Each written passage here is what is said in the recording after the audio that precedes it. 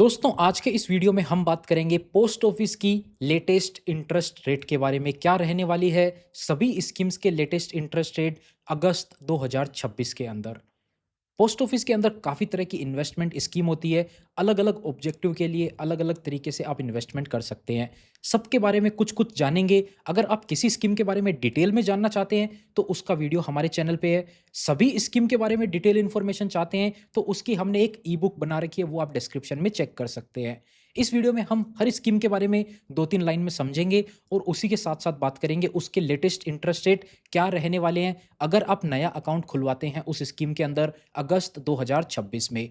Post office में काफ़ी सारी स्कीम है, जैसे कि आप देख सकते हैं सेविंग अकाउंट, एफडी यानी कि जिसको कि टाइम डिपॉजिट बोला जाता है, उसके 4 ऑप्शन है, 1 साल, 2 साल, 3 साल और 5 साल के लिए। फिर है रिकरिंग डिपॉजिट का ऑप्शन, फिर है national saving certificate, Kisan Vikas Patra, monthly income scheme, public provident fund, Sukanya Samriddhi Yojana और senior citizen saving scheme. Total 12 option है, सभी की बात करेंगे। अगर आप इनमें से किसी भी स्कीम में नया खाता खोलने के बारे में सोच रहे हैं, तो उसके बारे में एक डिटेल वीडियो पहले ज़रूर से देख लें, ताकि आपको पता चल जाए क्या ये स्कीम आपके लिए सही है भी या फिर नहीं। चलिए शुरू करते हैं। सबसे पहले बात कर लेते हैं हम सेविंग अकाउंट के बारे में।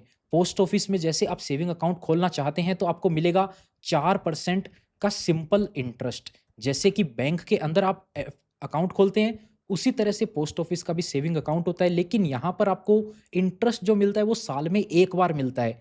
बैंक में जो इंटरेस्ट है वो काफ़ी सारे बैंक आपको मंथली ऑप्शन भी देते हैं, क्वार्टरली ऑप्शन भी देते हैं, लेकिन पोस्ट ऑफिस में आपको एनुअल ऑप्शन यानी कि एक बार मिलता है। लेकिन बैंक के जो इंटरेस्ट रेट होते हैं सेविंग अकाउंट के, वो होते हैं 2.5%, 3%, 3.25%, 3.5%। पोस्ट ऑफिस में आपको यही इंटरेस्ट मिलता है 4% के रेट से। अब बात करते हैं पोस्ट ऑफिस की टाइम डिपॉजिट यानी कि फिक्स डिपॉजिट। पोस्ट ऑफिस में अगर आप एफडी करना चाहते हैं, 1 साल की एफडी करेंगे अगर आप, यानी कि आज आप पैसा जमा करेंगे, 1 साल बाद आपको पूरा पैसा विथ इंटरेस्ट मिलेगा। यहाँ पर जो इंटरेस्ट रेट हैं वो है 6.90% के। 6.90% का ब्याज आपको पोस्ट ऑफिस की 1 साल की एफडी में मिलेगा। 1 साल ये जो इंटरेस्ट है ना, ये क्वार्टरली कंपाउंडिंग होएगा। यानी कि आप 1 लाख रुपए जमा करेंगे ना, तो 1 लाख रुपए पे आपको जो ब्याज है वो 6,900 नहीं मिलेगा, बल्कि मिलेगा 7,100। ऐसा क्यों? क्योंकि हर 3 महीने का जो ब्याज है, उस ब्याज के ऊपर भी ब्याज मिलेगा, जिसकी वजह से ये अमाउंट लगभग 7,100 रुपए हो जाता है। अब बात करते हैं पोस्ट ऑफिस के अंदर अगर आप 2 साल की एफडी करते हैं।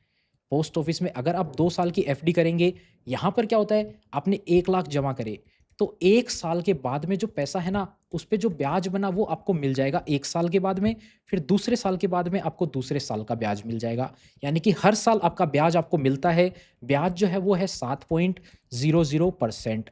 इंटरेस्ट रेट आपको मिलेगा 7% का। यहाँ पर आप 2 साल की एफडी कर सकते हैं।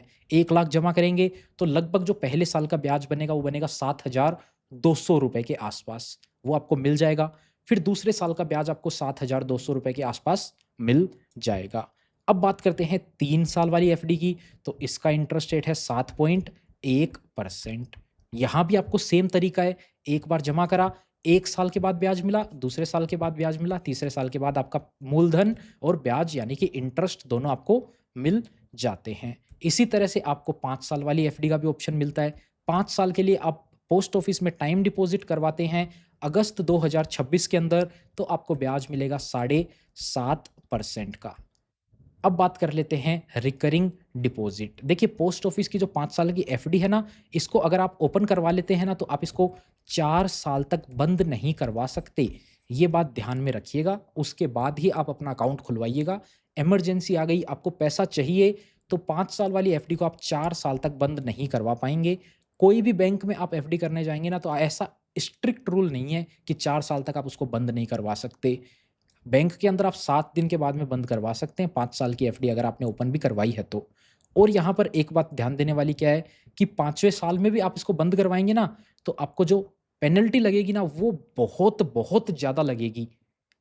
नॉर्मली पेनल्टी लगनी चाहिए 1 या 2% की, लेकिन यहाँ पर आपको जो पेनल्टी लगेगी वो स्टार्टिंग डेट से जिस दिन आपने बंद करवाया तब तक की पूरे टेन्योर पे आपको 3.5% तक की पेनल्टी लग जाती है। तो इस बात का ध्यान ज़रूर से रखिएगा। अब बात कर लेते हैं पोस्ट ऑफिस के अंदर रिकरिंग डिपॉजिट यानी कि आरडी अकाउंट के बारे में। अब पोस्ट ऑफिस में आप आरडी अकाउंट खोलते हैं तो यहाँ पर क्या होता है, आपके पास ऑप्शन होता है आप कितने भी अमाउंट की आरडी खुलवा सकते हैं। अभी तक हमने जो बात करी ना, इनमें कोई लिमिट नहीं है, आपके पास जितना पैसा है आप जमा करवा सकते हैं। आरडी में होता है आपको हर महीने सेम अमाउंट जमा करना होगा, यानी कि रिकरिंग डिपॉजिट।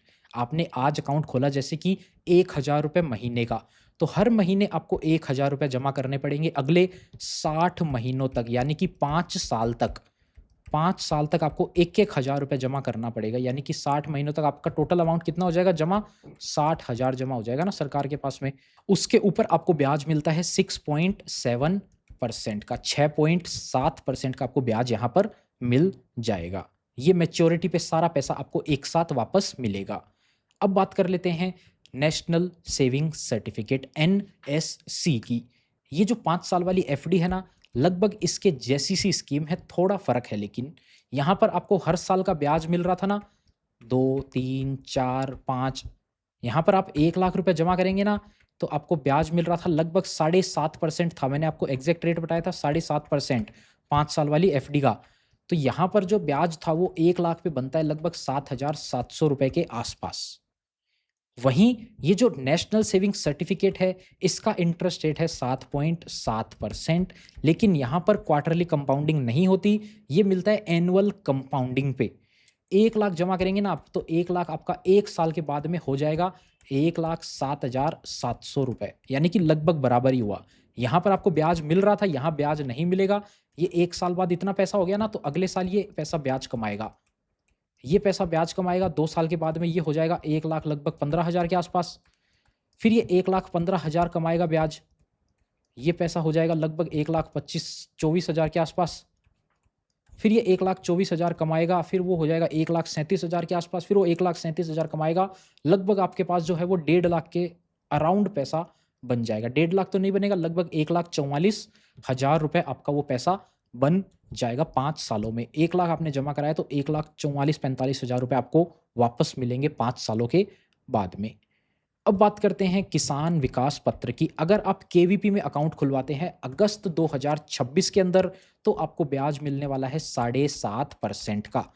जो ये पोस्ट ऑफिस की 5 साल वाली एफडी थी, इसके जैसा ही है, लेकिन यहाँ पर आपको पैसा कब मिलेगा? मैच्योरिटी पे मिलेगा। मैच्योरिटी अमाउंट कितना है, मैच्योरिटी टाइम कितना है, मैच्योरिटी पीरियड कितना है? इसका मैच्योरिटी पीरियड है 115 महीने। 115 महीने कितना होता है? 9 साल और 7 महीने। 9 साल और 7 महीने, 115 महीने बाद। अब आप बोलेंगे ये ऐसा कैसा टेन्योर है? तो यहाँ पर आपको जो पैसा मिलता है वो मिलता है डबल होकर के। यानी कि केवीपी जो इसका नाम है किसान विकास पत्र, ये केवल किसानों के लिए है ऐसा आप गलत सोचते हैं अगर सोचते हैं तो। ये सभी के लिए स्कीम है, पैसा डबल होके मिलता है। 1,00,000 जमा करोगे तो 2,00,000 मिलेगा, 2,00,000 जमा करोगे तो 4,00,000 मिलेगा। कितने समय बाद मिलेगा वो मैंने आपको बता दिया। अभी का जो इंटरेस्ट रेट है इसका 7.5%, तो इसके हिसाब से कैलकुलेशन होती है। आपका पैसा अगर आप किसी भी बैंक डिपॉजिट में रखते हैं ना, 7.5% से ग्रो होएगा ना वो पैसा, तो वो लगभग 9 साल 7 महीने में ही डबल होएगा। तो इसी तरीके से आपको ये पैसा डबल होके वापस मिल जाता है केवीपी के अंदर। अब बात करते हैं मंथली इनकम स्कीम। अभी तक जो हमने बात करी ना, किसी भी स्कीम में कोई लिमिट नहीं थी। आप जितना पैसा रखना चाहें रख सकते हैं, जमा करना चाहें कर सकते हैं। कोई अकाउंट की लिमिट नहीं थी कि आप एक ही अकाउंट खोल सकते हैं, कितने भी अकाउंट आप खोल सकते हैं। इसमें कोई लिमिट नहीं थी, आपकी मर्जी थी। लेकिन अब जो 9 नंबर की स्कीम आई है ना, मंथली इनकम स्कीम, या फिर इसके बाद जितनी भी स्कीम आएगी, उन सब में कोई ना कोई रेस्ट्रिक्शन है पैसा जमा करने के लिए, लिमिट है। क्या क्या लिमिट है उनको भी देखते चलेंगे। मंथली इनकम स्कीम में एक व्यक्ति 9,00,000 रुपए जमा कर सकता है। जॉइंट अकाउंट में 15,00,000 जमा हो सकते हैं, लेकिन एक व्यक्ति के नाम पे 9,00,000 रुपए ही जमा हो सकते हैं। जैसे कि एक व्यक्ति ने 9,00,000 रुपए का खाता खुलवा रखा है। अब आप सोचें कि वो व्यक्ति अपने भाई के साथ में एक और अकाउंट खोलने जाए तो नहीं खोल पाएगा, क्योंकि उसके 9,00,000 ऑलरेडी जमा है। दोनों मिलकर के पहली बार अकाउंट खोलने जा रहे हैं तो वो 15,00,000 तक खोल सकते हैं। दोनों ने मिलकर के 15,00,000 का अकाउंट खोल लिया। अब ये जो 15,00,000 है ना, इसके माने जाएंगे 7,50,000, इसके माने जाएंगे 7,50,000। तो दोनों ने 9 में से 7,50,000 खोल लिए। अब वो दोनों 1.5 लाख का और खोल सकते हैं। ये अलग से जाके 1.5 लाख का और खोल सकता है, ये अलग से जाके 1.5 लाख का और खोल सकता है, या फिर दोनों मिलकर के 3 लाख का एक अकाउंट और खोल सकते हैं। तो टोटल 2 जनों का अमाउंट हो जाएगा 18 लाख, 1 जने का अमाउंट रहेगा 9 लाख रुपए। ये बात का ध्यान रखना है। इसमें मैक्सिमम लिमिट तो आपको बता दी, इंटरेस्ट रेट है इसका 7.4%। अब आप बोलेंगे इसका इंटरेस्ट रेट कम क्यों है? तो ये स्कीम है मंथली इनकम स्कीम। यहाँ से आपको हर महीने गारंटीड इनकम होती है सरकार की तरफ से। अब इनकम इसको बोले ना बोले, वैसे तो आपका जो पैसा है, ब्याज जो बन रहा है आपके पैसे पे, वो ही आपको दिया जाता है। यानी कि आपने 1 लाख रुपए जमा कर दिए माने, 1 लाख पे आपको जो ब्याज बनेगा 7,400 रुपए ब्याज बनेगा साल का। लेकिन हर महीने का ब्याज कितना हो गया? लगभग 617 रुपए हो जाएगा। 617 रुपए आपको मिल जाएँगे, हर महीने मिलेंगे। कब तक मिलेंगे? 5 साल तक मिलेंगे। 5 साल मतलब कि पहले साल में टोटल आपको पैसा 617 के हिसाब से हो जाएगा 7400, फिर दूसरे साल 7400, फिर तीसरे साल, फिर चौथे साल, फिर पाँचवें साल। 5 साल आपने ब्याज कमा लिया, 5 साल के बाद में आपकी स्कीम मैच्योर हो जाएगी और ये जो पैसा 1 लाख आपने जमा किया था वो आपको वापस मिल जाएगा। जो पैसा जमा किया वो आपका वापस, और हर महीने आपको 617 मिल ही रहा था। ये 1 लाख की कैलकुलेशन बताई। अगर आप इसमें 5 लाख जमा करते हैं तो आप इसको 5 से गुना कर लीजिए। अगर आप इसमें 9 लाख जमा करते हैं तो आप इसको 9 से गुना कर लीजिए। 9 से मल्टीप्लाई कर लोगे, आपका अमाउंट खुद के हिसाब से निकल के आ जाएगा। अब बात करते हैं अगली scheme, public provident fund, PPF. इसका इंटरेस्ट रेट सब स्कीम में से काफ़ी कम है जो कि 7.1%। लेकिन ये जो इंटरेस्ट है ये है टैक्स फ्री। अगर आप एक सैलरीड पर्सन हैं, आपकी टोटल सैलरी है 20 लाख रुपए। अब आप 20 लाख रुपए कमाते हैं और आपने पीपीएफ में भी 10 लाख रुपए जमा कर रखे हैं। अब जो पीपीएफ से आपको ब्याज बनेगा ना, वो पूरी की पूरी टैक्स फ्री होगा, उस पे कोई भी टैक्स नहीं बनेगा। 10 लाख पे 7.1% से आप ब्याज निकालेंगे ना, लगभग आपका जो है वो 1 साल का ब्याज 70,000 रुपए से ऊपर आएगा। ठीक है? 71,000 आता है, अपन 70,000 मानते हैं, ठीक है? अब आपके पास एफडी है, आपकी सैलरी इनकम है 20 लाख, तो 20 लाख पे आप सैलरी पे ऑलरेडी 2 लाख तो सरकार को टैक्स भर ही रहे हो। अगर आप एफडी करवाते हो 10 लाख रुपए की, तो वहाँ से आप जो ब्याज कमाओगे ना, सरकार बोलेगी उस एफडी पे भी हमें टैक्स दे दो, उस एफडी के ब्याज पे भी हमें टैक्स दे दो। लेकिन पीपीएफ अकाउंट में आप जमा करते हो तो उस पे आपको टैक्स नहीं भरना पड़ता, इसीलिए ये स्कीम फ़ायदेमंद है। यहाँ पर आपको 7.1% का ब्याज मिलता है। हर साल आप इस स्कीम में 1.5 लाख रुपए जमा कर सकते हो। मैक्सिमम यहाँ पर आपको 15 साल तक ये अकाउंट रखना पड़ता है। 15 साल की स्कीम होती है पीपीएफ की। हर साल आपको कुछ ना कुछ पैसा जमा करना पड़ेगा। मिनिमम 500 रुपए आप जमा कर देंगे तो आपका अकाउंट बंद नहीं होगा। आप किसी साल में पैसा जमा ही नहीं करेंगे तो आपका अकाउंट बंद कर दिया जाएगा। फिर आपको उसको चालू करवाने के लिए 50 रुपए की पेनल्टी और देनी पड़ जाएगी। इसलिए हर साल 500 रुपए जमा करके अकाउंट को चालू रखो। किसी साल में ज़्यादा पैसा है तो 1.5 लाख रुपए तक जमा करवा लो। यहाँ पर आपको सेक्शन 80C की बेनिफिट मिलती थी पहले, अब वो 80C बंद हो चुका है। उसका नया सेक्शन आया 1, 2, 3। लेकिन यहाँ पर भी ओल्ड टैक्स रिजिम कोई काम की है नहीं। न्यू टैक्स रिजिम में जाओ, इसका कोई फ़ायदा लेने की ज़रूरत है नहीं। लेकिन सैलरी वालों के लिए इन्वेस्टमेंट के रूप में एफडी से ज़्यादा अच्छा ऑप्शन ये बन जाता है। अब बात करते हैं सुकन्या समृद्धि योजना। ब्याज दर है 8.2। अभी तक जो हमने स्कीम देखी सबसे ज़्यादा। एक और स्कीम है उसकी भी 8.2 है। ये है सीनियर सिटीजन सेविंग स्कीम। ये है केवल गर्ल चाइल्ड, लड़कियों के लिए जिसकी उम्र 10 साल से कम है। ये है सीनियर सिटीजन के लिए जिसकी उम्र 60 साल से ज़्यादा है। यानी कि 10 साल से लेकर 60 साल के बीच में होना तो आपके लिए कुछ भी नहीं है। आपके लिए बाकी सारी स्कीमें थी जहाँ पर आपको 8% के नीचे ही ब्याज मिलेगा। 8 से ज़्यादा कमाना है तो आपको इन 2 के लिए क्वालीफाई करना पड़ेगा। अब इसमें फ़ायदा क्या है इन दोनों स्कीम का? सुकन्या समृद्धि योजना में आपको 21 साल के लिए अकाउंट होता है। पैसा आपको जमा करना पड़ता है 15 साल के लिए। उसके बाद में भी 6 साल तक अकाउंट पड़ा रहता है, फिर ही मैच्योर होता है। लेकिन समय से पहले भी आप पैसा ले सकते हो। कब-कब ले सकते हो? जिसके नाम पे अकाउंट खुलवाया है उसको हायर एजुकेशन के लिए तो आप कुछ पैसा निकाल सकते हो, और उस जिसके नाम पे अकाउंट खुलवाया था उसकी शादी हो रही है, लड़की के नाम पे अकाउंट खुलेगा ना, जिसके नाम पे भी अकाउंट खुला था उसकी शादी के टाइम पे आपको खर्चा चाहिए, पैसा चाहिए, तो उस टाइम पे अकाउंट को बंद कर सकते हो पूरी तरह से बिना किसी पेनल्टी के। शादी के टाइम पे ही कर सकते हैं, वहाँ पे आस-पास आगे-पीछे 1-2 महीने में ही कर सकते हो बंद।